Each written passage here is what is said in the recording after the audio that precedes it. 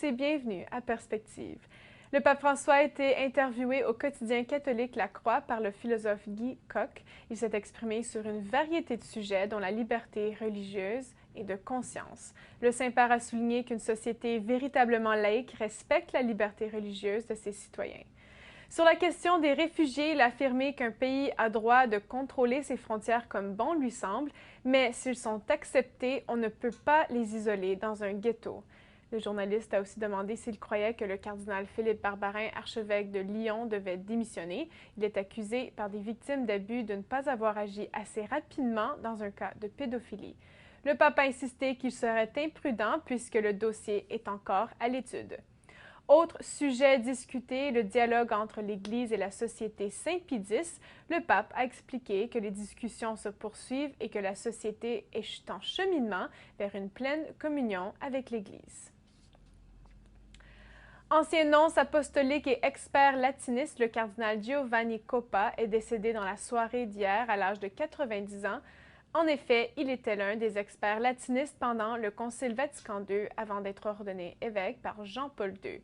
Il était alors chargé des communications entre le Saint-Siège et les missions de l'Église.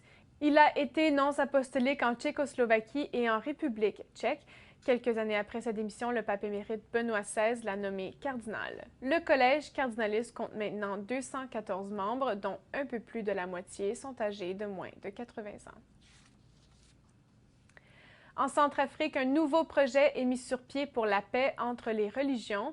Le projet est appelé un partenariat interconfessionnel pour la consolidation de la paix en République centrafricaine. Celui-ci durera 5 ans. 7 millions de dollars ont déjà été accordés au projet. L'éducation, le développement économique et la cohésion sociale est au cœur du programme. Monseigneur Dieudonné Nzapalenga, l'archevêque de Bangui, a exprimé sa satisfaction de voir des organismes catholiques et islamiques appuyer l'œuvre ensemble. Pour la première fois, les partenariats vont soutenir un projet d'une durée de 5 ans, ce qu'ils n'ont jamais fait, disait-il. Comme chaque semaine, nous vous transmettons la revue hebdomadaire du comité organisateur des JMJ en Pologne. Cette semaine, regard sur les grands symboles de ce rassemblement jeunesse. Voici la Minute JMJ. Si vous demandez aux Cracoviens quels sont les symboles de leur ville, dans les premières réponses apparaîtra bien sûr la fameuse basilique Sainte-Marie, juste derrière moi. De l'un de ces deux clochers gothiques qui dominent toute la ville depuis le début du XVe siècle, on peut entendre résonner le Heinal, cette courte mélodie jouée à la trompette, répétée 4 fois vers chacun des 4 points cardinaux, et ce toutes les heures, une tradition polonaise qui remonte à plusieurs siècles. Une fois à l'intérieur de l'édifice, on peut admirer la richesse de la décoration et des couleurs. Les chapelles latérales, autels, retables et confessionnaux sont tous peints, ornés, sculptés, le tout sous une voûte étoilée, un chef-d'œuvre unique d'art religieux. Mais passons tout de suite au sujet du jour. Comme beaucoup le savent, les JMJ sont accompagnés de 2 grands symboles, la croix des JMJ et aussi une icône toute particulière offerte par Saint Jean-Paul II lui-même aux jeunes, la Salus Populi Romani, la Vierge protectrice du peuple romain. Ces symboles seront présents à l'autel principal lors des célébrations, mais en attendant, ils parcourent d'étape en étape le pays hôte des JMJ qu'est la Pologne. Préfigurant l'arrivée prochaine des pèlerins, la croix et l'icône atteindront Cracovie le 20 mai, après plus de 1900 km parcourus depuis le Brésil. Et puis le chœur et l'orchestre des JMJ se sont réunis le 8 mai dernier pour une session de travail.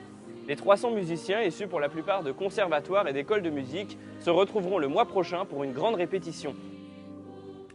Le 28 mai prochain, Ciel et Lumière vous invite à un gala Taste and See qui aura lieu au Centre culturel croate à Vancouver. L'événement a pour but de soutenir le travail et la mission de Ciel et Lumière.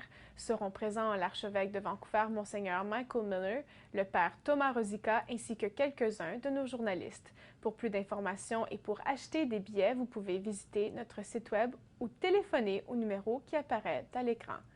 Merci pour votre appui et pour votre prière. C'est tout pour aujourd'hui. À très bientôt.